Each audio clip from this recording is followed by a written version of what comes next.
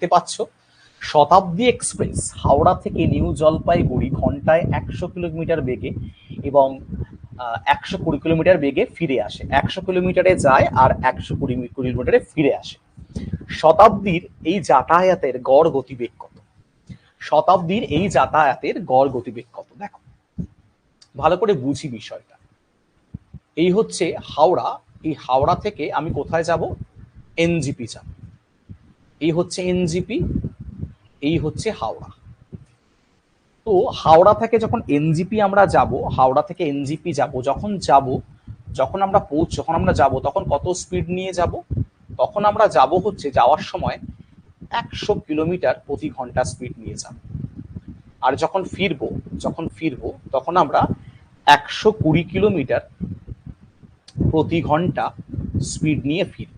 গল্প কি বলছে?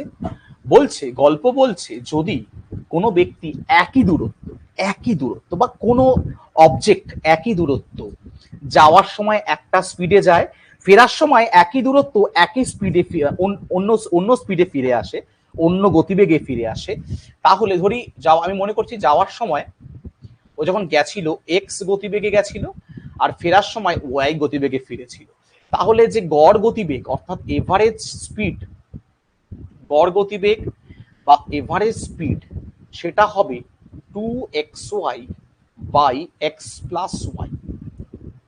তার মানে যদি এখানে আমরা গড় গতিবেগ যদি আমরা গড় গতিবেগ খুঁজি এখানে, এই শতাব্দী এক্সপ্রেসের গড় গতিবেগ কত হবে?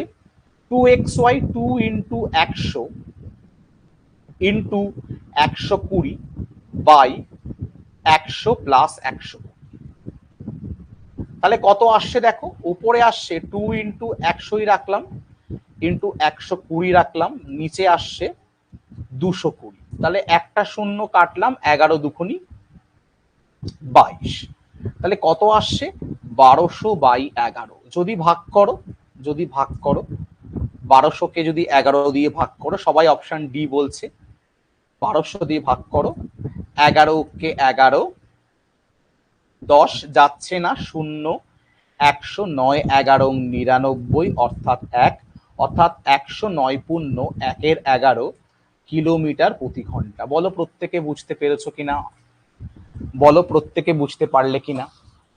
বলো প্রত্যেকের পরিষ্কার হয়েছে কিনা? বলো প্রত্যেকের পরিষ্কার কিনা? বলো।